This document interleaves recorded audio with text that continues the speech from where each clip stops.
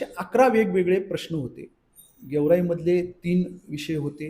बाकीचे 7-8 विषय जे काही आहेत ते बीड नगरपालिकेच्या हद्दीमधले त्याच्यामधले विषय ते होते. ची जी काही पाणीपुरवठा योजना आहे, 114 कोटी रुपयाची पाणीपुरवठा योजना आहे. 105 कोटी रुपये जे काय आहे संबंधित कॉन्ट्रॅक्टरनी ते पैसे उचलून घेतले. आजही योजना नगरपालिकेकडे हस्तांतरित नाही. 100 कोटी रुपये खर्च करून ही अमृतची योजना झालेली आहे. आजही ती नगरपालिकेकडे हस्तांतरित नाहीये. पूर्ण त्याचा बोजवारा उठलाय. बट्ट्याबोळ झालेला आहे त्या योजनेचा.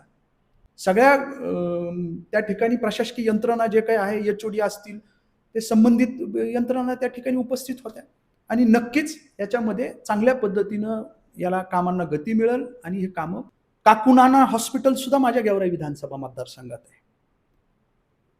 माझा बीडकरांचं नशीब चांगलं म्हणावं लागेल, कारण की बीडच्या विकासासाठी एक नाही तर 2 आमदार झटत आहेत. परंतु काही एक जे पत्र निघलं आहे आणि त्या पत्राला काही विकासाच्या अनुषंगाने कुठेतरी चेंजेस झालेत आणि आज जी बैठक झाली आहे त्या बैठकीमध्ये काही 11-12 मुद्दे होते. दुसऱ्या पत्रामध्ये जर आपण पाहिलं तर फक्त 3च मुद्दे होते.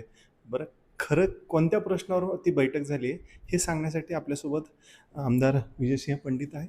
परंतु मुळामध्ये हे काय फक्त राजकारण सुरू आहे का, ह्यांना खरंच विकास करायचा आहे हे जाणून घेणार आहोत. कारण की त्यांच्यावर असे काही आरोप होते की त्यांनी बीडचं विमानतळ असेल, रेशीम उद्योग असेल, MIDC असेल, हे सगळ्या गेवराईमध्ये नेल्यात आणि त्यांचं जास्त वेळ आता बीडमध्येच आहे.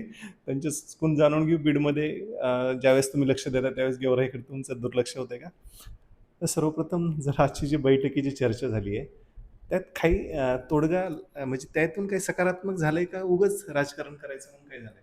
नाही, आता कोण काय कोणत्या दृष्टिकोनातून या बैठकीकडे बघतंय किंवा या बैठकीच्या बाबतीत ते काय पत्र देत आहेत, आक्षेप घेत आहेत, ह्याच्यावर न बोलता मी गेवराई विधानसभा मतदारसंघ आणि बीड नगरपालिका आणि बीड तालुक्यातील असे 11 वेगवेगळे प्रश्न होते. गेवराईमधले 3 विषय होते.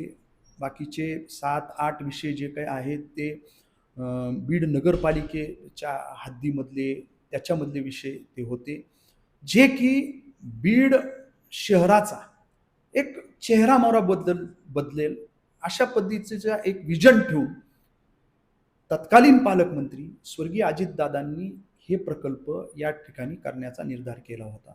त्या प्रकल्पाला कुठंतरी गती दिली पाहिजे. मग शहरामधलं सायन्स पार्क सारखा 29 कोटी रुपयाचा तो प्रकल्प आहे.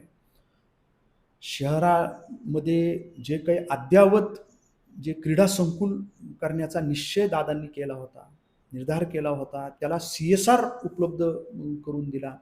24-25 कोटी रुपयाचं अद्ययावत स्पोर्ट्स कॉम्प्लेक्स आहे. ते काम त्याला कुठंतरी चालना मिळाली पाहिजे. बीड नगरपालिकेमधली अमृतची जी काही पाणीपुरवठा योजना आहे, 114 कोटी रुपयाची पाणीपुरवठा योजना आहे. 105 कोटी रुपये जे काय आहे संबंधित कॉन्ट्रॅक्टरनी ते पैसे उचलून घेतले. आजही योजना नगरपालिकेकडे हस्तांतरित नाही. शहरातील लोकांना 100 कोटी रुपये खर्च करून झालेली योजना आजही लोकांना 10 दिवस, 12 दिवस, 15 दिवसाला पाणी त्या ठिकाणी येतंय. मग ह्याची जबाबदारी कुठंतरी घ्यावी लागेल आणि ती जबाबदारी माझ्यावर आहे. कारण की नगरपालिका ही दादांकडे पाहून, दादांच्या शब्दावर, दादांच्या आश्वासक चेहऱ्याला बघून बीडवासियांनी ही नगरपालिका ही राष्ट्रवादी काँग्रेस पार्टीच्या ताब्यात दिली आणि या नगरपालिकेच्या सगळी जबाबदारी ही दादांनी माझ्यावर दिलेली होती. ही माझी जबाबदारी आहे. चांगलं वाईट जे काही आहे हे करणं, कुठंतरी आता होणारे प्रकल्प त्याला चालना देणं, रखडलेल्या गोष्टी. आज जर 100 कोटी रुपये खर्च करून ही अमृतची योजना झालेली आहे, आजही ती नगरपालिकेकडे हस्तांतरित नाहीये. पूर्ण त्याचा बोजवारा उठलाय. बट्ट्याबोळ झालेला आहे त्या योजनेचा. मग काहीतरी करावं लागेल ना. आज 165 कोटी रुपयाची भुयारी गटारची जी काही योजना आहे, 165 कोटी रुपयाची आहे साहेब. 20 कोटी रुपयाचं काम केलं, तो संबंधित कॉन्ट्रॅक्टर आहे ते निघून गेला. माझ्याच्याने होत नाही म्हणले. 20 कोटी रुपये उचललेत 165 कोटीपैकी. त्या 20 कोटीचं काम शोधून दाखवावं. ते बघावं लागेल ना. हे रखडलेला विषय आहे. ह्या सगळ्या गोष्टीची जबाबदारी कुणीतरी घेत असेल आणि त्याच्यामध्ये जर का सकारात्मक दृष्टिकोन ठेवून पाहत असेल, काम करत असेल, तर त्याच्यामध्ये कुणाला अडचण असण्याचं कारण नाही. आणि हेच विषय आहेत. 11 विषयावर सविस्तर चर्चा झाली. सगळ्या त्या ठिकाणी प्रशासकीय यंत्रणा जे काही आहे, एचओडी असतील, ते संबंधित यंत्रणा त्या ठिकाणी उपस्थित होत्या आणि नक्कीच याच्यामध्ये चांगल्या पद्धतीनं याला कामांना गती मिळेल आणि हे कामं पूर्णत्वाकडे जातील. तुम्ही गेवराई मतदारसंघाचे आमदार आहात आणि बैठक जर बीड मतदारसंघाची घेत असतात तर त्या तुमच्या नियमावलीत ते बसतं का? आणि ज्यावेळेस त्याला विरोध झाला, स्वतः जिल्हाधिकाऱ्यांनी एक पत्र काढलं आणि दुसरं एक पत्र काढलं, तर म्हणजे सत्ताधारी आमदाराचं पत्र सुद्धा बदलतं. समजा बीड मतदारसंघाचे आमदार संदीप क्षीरसागर आहेत, ते विरोधी गटात आहेत, त्यांचं ऐकलं जातं. हे काय समजलं? नाही, मला माहीत नाही की नियमावली काय आणि काय नाही. आता मला जेवढा अभ्यास आहे किंवा मी स्थानिक स्वराज संस्थेमध्ये गेल्या 25 वर्ष मी काम केलं आणि संविधानिक पदावर मी जिल्हा परिषद अध्यक्ष म्हणूनही काम 2.5-3 वर्ष केलेलं आहे. आजही हे राज्याच्या कायदे मंडळाची जबाबदारी, तिथं काम करण्याची संधी मला गेवराई विधानसभा मतदारसंघातील त्या ठिकाणच्या मतदारांनी दिली. ती मी अतिशय व्यवस्थित अभ्यास करून त्या ठिकाणी पार पाडतो आहे. नियमावली मला माहीत नाही असं काही. मी एक लोकप्रतिनिधी, आमदार म्हणून जिल्हाधिकारी महोदयांना जे काय आहे विकास कामांच्या बाबतीत चर्चा करण्यासाठी बैठक बोलवण्याच्या संदर्भात पत्र देणं, बैठक ती घेणं हा माझा अधिकार आहे आणि मी ते पत्र दिलं आणि त्याच्यावर ती बैठक झाली. सगळ्या विषयांवर सविस्तर ही चर्चा झालेली आहे. बीडकडे जास्त लक्ष, गेवराईकडे दुर्लक्ष होत नाही ना? नाही, दोन्हीकडं लक्ष आहे माझं. दोन्ही बीडकडेही लक्ष आहे आणि गेवराईकडंही लक्ष आहे. ती जबाबदारीच माझी आहे. आणि बीड नगरपालिका मी वेळोवेळी सांगतोय की दादांकडं पाहून, दादांच्या विचारांनी, दादांच्या कर्तृत्वानी ही नगरपालिका इथं चालली पाहिजे, काम झालं पाहिजे, यासाठी बीडकरांनी कौल दिलेला आहे बीडकरांनी आणि दादांनी माझ्यावर जबाबदारी दिली.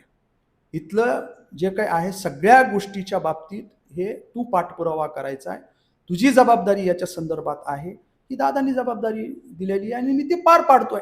त्याच्यामुळं त्याच्यामध्ये कुठं राजकीय अँगलने, आता काही निवडणूक नाही, निवडणूक 2029ला आहे, त्यावेळेस बघू काय काय नाही. आजच्या घडीला जे काय आहे नगरपालिकेचं चांगलं वाईट ही सगळी जबाबदारी माझ्यासह आमच्या नगराध्यक्षा, सगळे पदाधिकारी आणि आमचे सगळे नगरसेवक ही आमची. तुम्ही बीडमध्ये काय ठेवणार आहेत की नाही? ते विमानतळ गेवराईमध्ये, रेशीम उद्योग तिकडं, MIDC तिकडं, काय नेमकं काय? म्हणजे हे मला आता कसं ह्याच्यावर रिॲक्ट व्हावं, हसावं का काय करावं. विमानतळ गेवराईकडं म्हणजे कुठं? माझा गेवराई विधानसभा मतदारसंघ जो काय आहे, आपल्या इथल्या सेंट अँड स्कूल जे काकुनाना हॉस्पिटल सुद्धा माझ्या गेवराई विधानसभा मतदारसंघात आहे. माझा गेवराई विधानसभा मतदारसंघ बीड शहराला लागून गेवराई विधानसभा मतदारसंघ सुरू होतो. आता जिथं विमानतळ होतंय त्या कामखेडाच्या शिवारामध्ये ते राजुरी जिल्हा परिषद गटामधलं पंचायत समिती गणाचं गाव कामखेडा आहे. आता ते बीड लगत त्या ठिकाणी आहे. राष्ट्रीय महामार्ग या ठिकाणाहून जातो. तुमचं दक्षिणेला उत्तर जोडणारा हा मध्य आहे, त्याला लागून ते विमानतळ त्या ठिकाणी होतंय.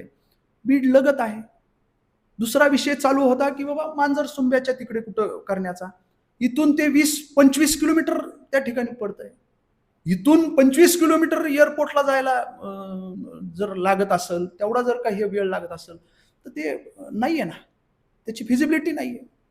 त्याच्यामुळं ते सगळं, आणि हे सर्वेक्षण जे होतं DGCIचं सर्वेक्षण होतं, त्याचं सगळं दिशा हे ते 2-3 जागा, प्रपोज जागाचं सर्वेक्षण केल्यानंतर त्या विमानतळाची फिजिबिलिटी, त्या एअर स्ट्रिपची फिजिबिलिटी जे काय आहे त्या कामखेडा परिसरात, त्या शिवारात आली आणि ते तिथं होतंय.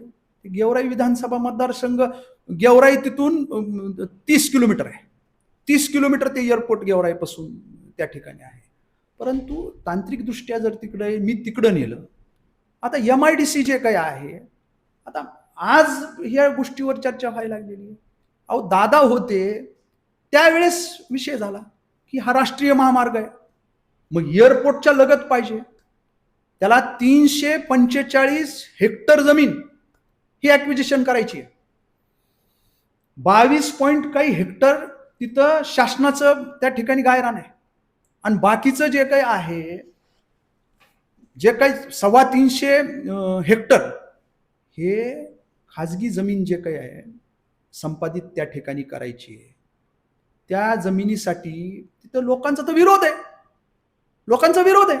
माळापुरी ग्रामपंचायतीने ठराव घेतलाय की मार्केटचा भाव आणि तुमचा गव्हर्नमेंटचं व्हॅल्युएशन, शेवटी गव्हर्नमेंटच्या व्हॅल्युएशनच्या काय 3 पट 4 पट पैसे तुमचा महावेजा देणार आहेत. मार्केट भाव आणि ह्याचं 4 पटीने देणारी रक्कम याच्यामध्ये खूप तफावत आहे, ते कुठंच हे होत नाही. आणि लोक तिथं थेट लोकांचा आक्षेप आहे. अख्ख्या ग्रामपंचायतनी ठराव घेतलाय माळापुरी की इथं होता कामा नाही म्हणून, आम्ही भूमिहीन होऊ म्हणून. परंतु ते एअरपोर्टच्या बाजूला झालं पाहिजे, याच्यामुळं प्रशासनाने ते विचार करून, शेवटी पाण्याची व्यवस्था लागती, सगळ्या गोष्टी आहेत, सिंधफणा आहे पलीकडं, तिथं बॅरेजेस होते, प्रशासनाने केलाय, ते काय मी नाही. आणि दादांना विचारत हे करून इथं ही पंचतारांकित MIDC ही झाली पाहिजे आणि त्याला कनेक्टिव्हिटी व्यवस्थित असली पाहिजे. जवळ एअरपोर्ट 5 किलोमीटर एअरपोर्ट असणार आहे, 5-6 किलोमीटरवर, 5 किलोमीटरवर लगेच लगत राष्ट्रीय महामार्ग असणार आहे. बरं, दुसरी जे काही म्हणणं आहे घोडका राजुरी, ती ग्रामपंचायत सुद्धा माझ्याच विचाराची आहे. ती ग्रामपंचायत, माझी हरकत नाही, पण तिथं विचारा ना त्या लोकांचं काय म्हणणं आहे. माळापुरीला जो रेट आहे मार्केट रेट, त्याच्या दुप्पट रेट मार्केट भाव जे काय आहे त्याचं त्या घोडका राजुरीचं रोडवरच आहे. तिथं 1.5-2 कोटी रुपयाला रोडवर भाव आहे तिथं साहेब. ते करू देणार आहेत का? त्यांचं म्हणणं असलं का हरकत. ह्याच्यामध्ये काहीतरी विरोधाभास करायचा, संभ्रम निर्माण करायचा. अहो माझ्या MIDCचं त्याची मीटिंग मध्ये विषय झाला ना. माझी MIDC गेवराईची जे काही आहे ती पाडळशिंगी पासून पाचेगावला जाणाऱ्या रोडवर आहेर वायगाव म्हणून गाव आहे. तिथं 45 एकर जमीन ही ॲक्विजिशन केली, त्याचा पाठपुरावा मी केलाय. याला 10-12 वर्षापासून ते रखडलेला विषय होता. ती ॲक्वायर झाली आहे, ती आज MIDCने ॲक्वायर केली. 2 महिन्यात त्याचे प्लॉट विक्री सुरुवात होणार आहे. पुढच्या 6-7 महिन्यामध्ये इंटरनल सगळ्या डेव्हलपमेंट होणार, त्याच्या निविदा निघणार आहेत.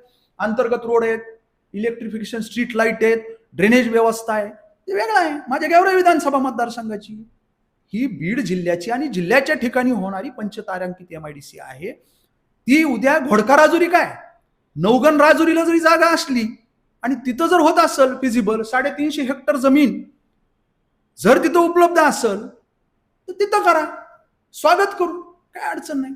फक्त त्याच्यामध्ये जे काय आहे कुठंतरी राजकारण करायचं, लोकांमध्ये संभ्रम निर्माण करायचा. जेवढी जबाबदारी गेवराईची आहे तेवढीच जबाबदारी ही बीडची माझ्यावर मी घेतलेली आणि ती स्वर्गीय दादांनी माझ्यावर दिलेली आहे. दादांचं स्वप्न पूर्ण करणं, दादांच्या विचारांनी ते विचार पुढे नेणं, ते कामं पुढे नेणं ही जबाबदारी माझी आहे. कोण काय त्याच्यामध्ये हे करत असेल त्याला मी थारा देणार नाही. ते तुमचे चांगले मित्र आहेत, फोन वगैरे करून सोबत काम करू असं काही बोलणार का? आता काय ते मी तुमच्या माध्यमातून आवाहन करतो की आपल्याला शेवटी सकारात्मक दृष्टिकोन ठेवून त्याच्यामध्ये कुठंही राजकारण मला आणायचं नाही, करायचं नाही. फक्त बीडकरांना या नगरपालिकेच्या माध्यमातून बदल घडवून मला दाखवायचा आहे आणि तो मी दाखवणार आहे. किती टीका झाली, किती काय झालं. अहो सिल्क पार्क, रेशीम पार्क, अहो कन्सेप्ट काय ते तर बघा पहिले. मी तिकडं नेलं. अहो ते त्याच वेळेस त्याचं सगळं तयार आहे, DPR तयार आहे, त्याचं तुमचं इस्टिमेट तयार आहे, सगळं प्रपोजल तयार आहे.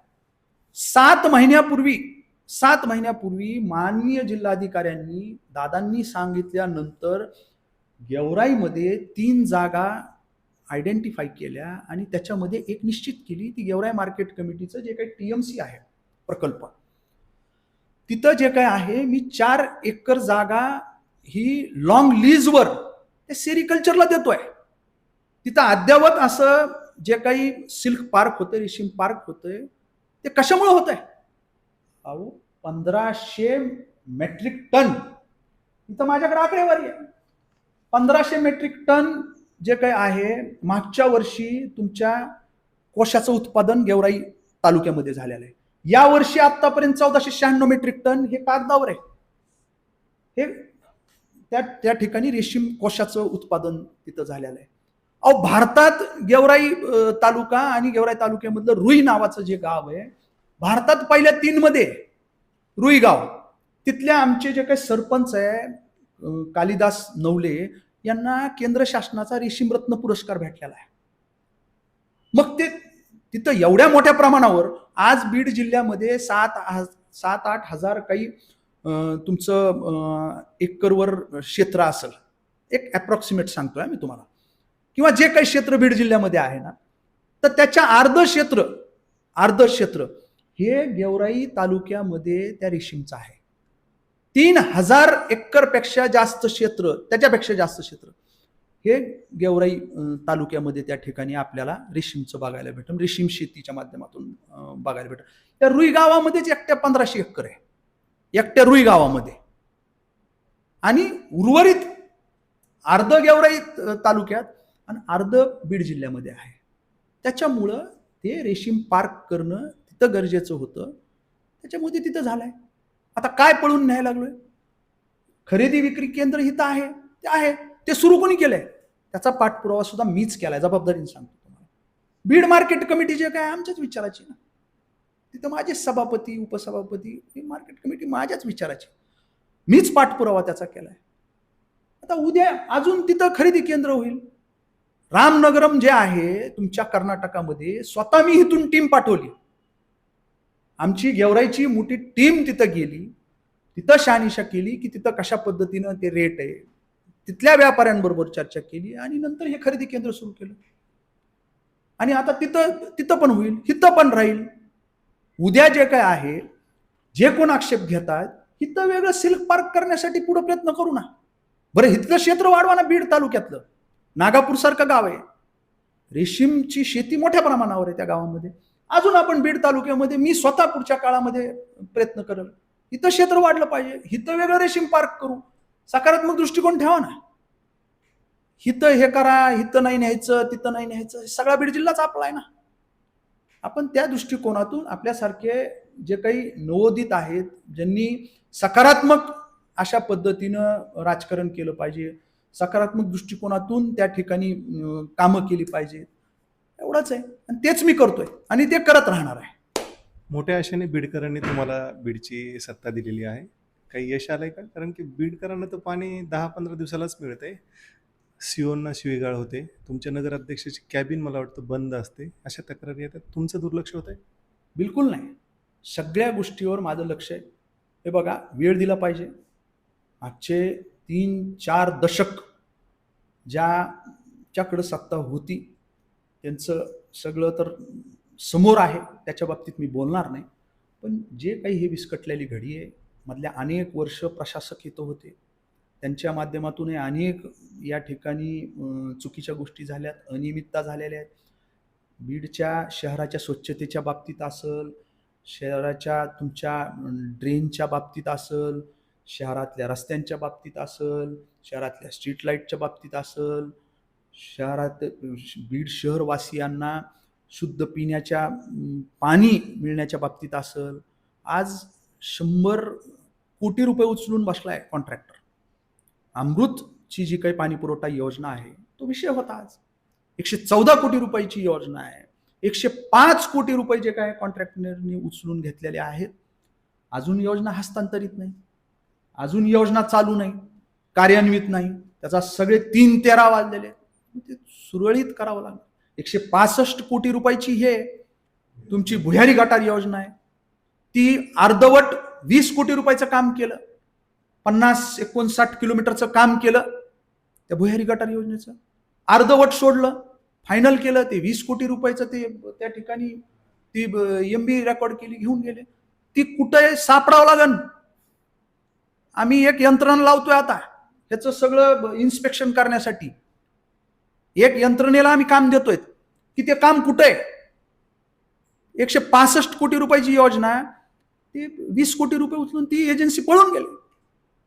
ही जी काही एजन्सी आहे अमृतचं काम करणारे, अजून हस्तांतरित नाही आमच्याकडे. मग ह्याला कोण जबाबदार? मीटिंग बैठक घ्यावं लागेल, त्या प्रशासनाला कामाला लागावं लागेल, संबंधित यंत्रणेला कामाला लागेल. महाराष्ट्र जीवन प्राधिकरण याची कार्यान्वित यंत्रणा आहे. काहीच नाही, कुणाचं काही कुणाला हे नाहीये.